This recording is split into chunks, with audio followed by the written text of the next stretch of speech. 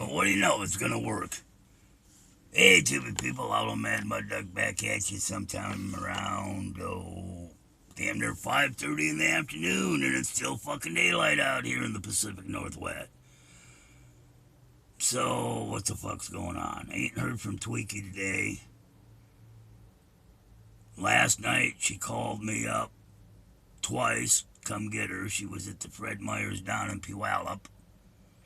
She called while me and her dad were texting back and forth, and her dad's telling me that she broke into her brother's trailer, stole his medicine and his food. And I said, I don't think so. I left her in Puyallup last night. And I said, hold on, I got a call. I think it's her. Because we were texting back and forth, and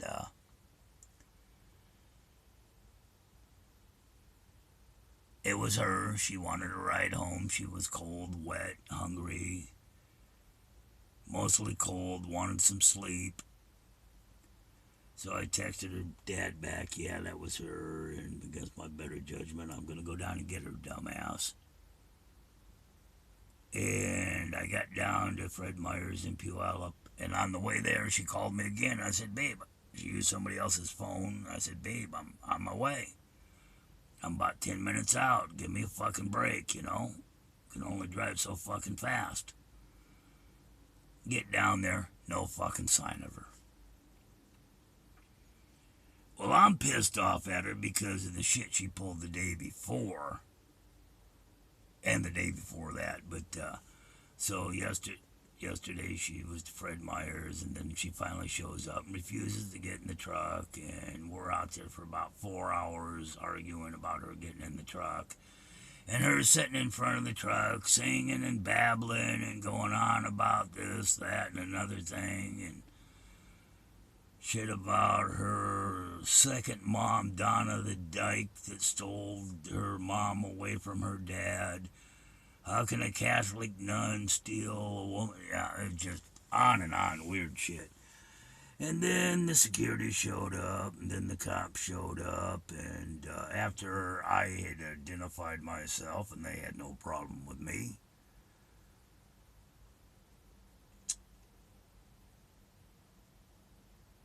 evidently I am not known in Puyallup, because it was only 4 cars after they ran my name. I feel somewhat slighted.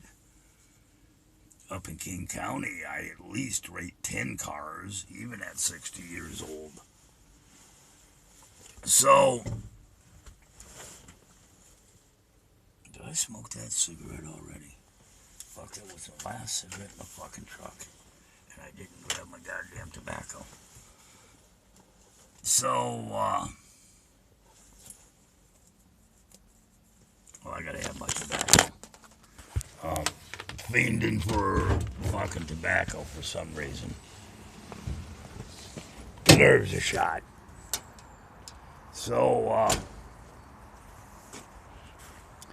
after I verify who I am and my relationship to her, and that we don't have any fucking obstructing papers between us, like contact orders or any of that, they basically tell me they'll talk to her and see if she wants to go with me. They can't make her go with me, but if she wants to go with me, she can go with me. And I said, yeah, she's a big girl. She's over 21, you know, but, you know, she's mentally incompetent. And I explained to him the whole bit about her being mentally incompetent and just being totally out of it. And about how I need to get her get her home, get her cleaned up so I can get her into the probation and the drug and alcohol counseling shit.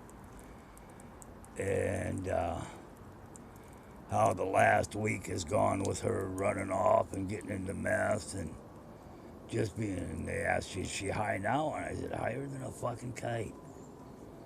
What, you can't tell? And, I'm gonna set you down for a minute here while I find my keys. And she, stood out there listening to what the cops had to say.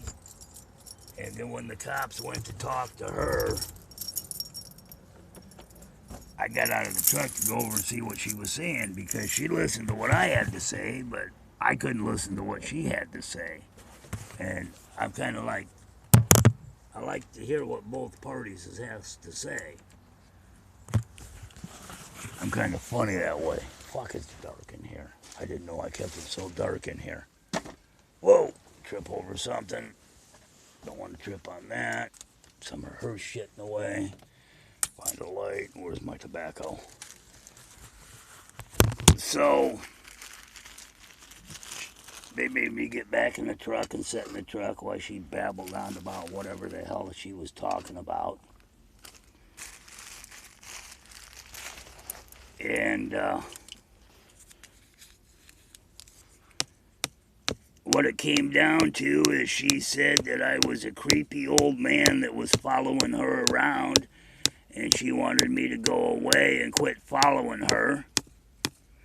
That she wasn't coming home with me, and how dare I suggest that she come home with me?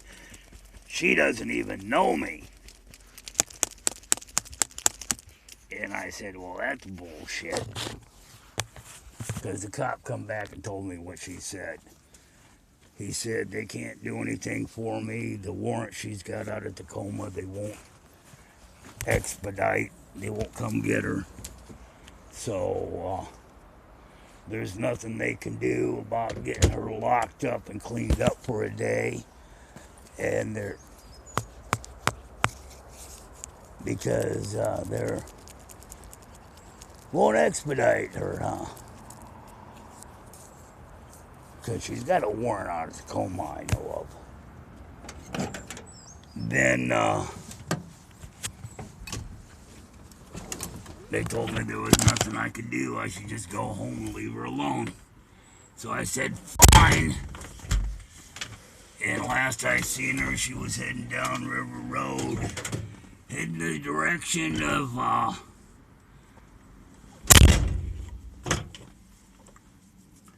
I give her a ride one day down to a place, and I didn't like the looks of it. I said, I'll wait out here on the road, up the road a few feet, because it felt meth lab to me. And she comes out with this black guy that says he is her new boyfriend. They're getting married, and he needs all the shit she's got in the truck. And she had the back of the truck loaded up with shit. And I said, really? And you got your arms around my old lady, busy telling me you're going to take it away from me. Why? And he tells me about how he just got out of prison. And I said, really? And I'm supposed to be impressed? He said, yeah, I just got out of Coyote Ridge. And I said, Coyote Ridge ain't a fucking prison. Coyote Ridge is a goddamn camp. And I probably got more fucking time up in the hole of Clallam Bay than you did in your whole time at Coyote Ridge, youngster. I'm not one to try to fucking impress and intimidate. And he says, well, you know, I got a knife.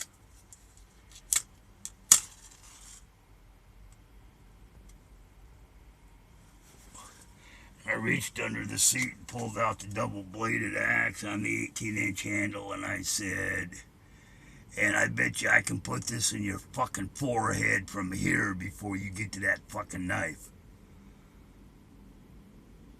And she calmed the situation down between the two of us and said she was going with me, and we left. But then she babbled on for the next fucking week about how she wanted to go live there. They'll rent her a room. She likes that guy.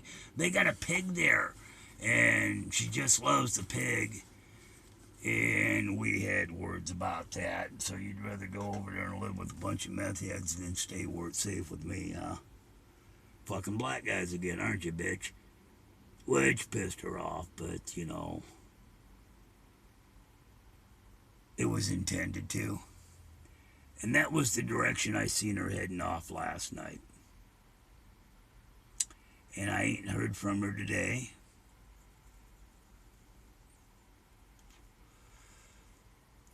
But I figure she'll be back because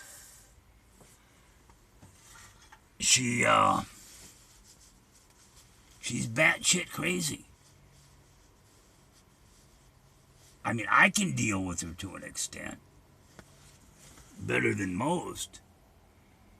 But these people over there where she wants to move into aren't going to put up with her dragging shit in.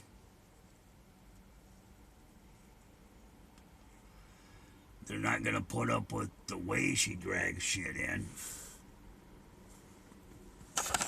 Let me put it this way.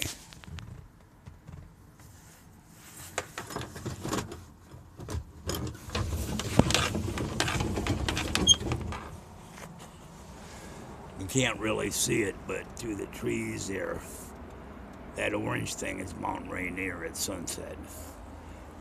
See the bicycles, see the bags of junk, see the shit on the line, see all that. 3 days.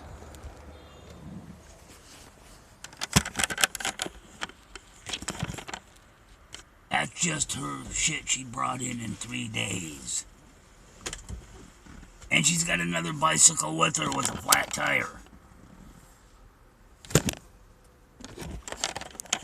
And a couple big bags of shit.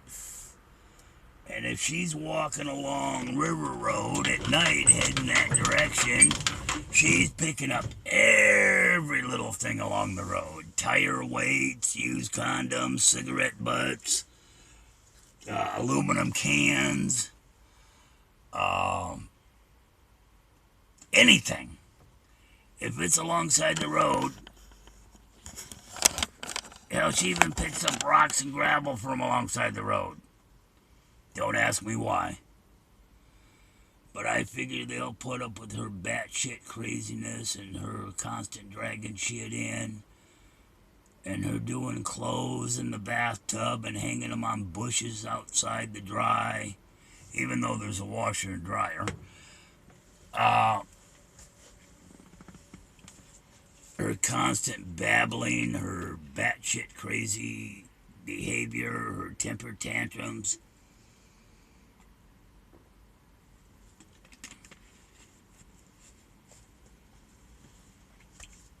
Black guy ain't gonna put up with her for long. People that live there ain't gonna put up with her for long. She's gonna freak out on them, have one of her little freakouts, and they'll be asking what's my number so I come get her ass again. When she gets bounced out of there, she'll come back if she isn't in jail. I tried my damnedest to keep her out of jail. She told me last night she's already been through them programs and she don't give a fuck. She can't do them again. They can fuck her, lock her up. She don't fucking care. She's a tough girl. Okay, baby, you find out how tough you are about the first couple months you're in.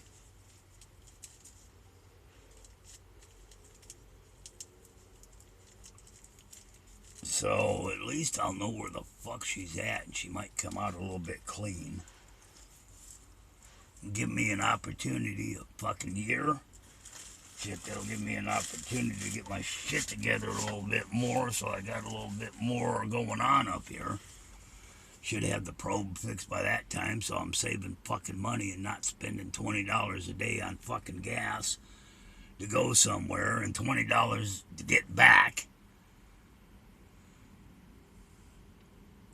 Baby's getting expensive. By that time, I should have the trailer remodeled where I got enough room for her, me, and her clothes. The bitch collects shoes from alongside the road. I've got like 47 different shoes that are unmatched. A couple years ago, I cleaned out a 40-foot container that she had filled. And I'd cleaned it out a couple years before that because she just collects shit. What's going on down in the motorhome is she's got so much shit down in there that I got to go clean up for them because I took responsibility for. Oh, she did tell the cops that, no, she didn't tell the cops, these cops that, okay. Oh, enough of that.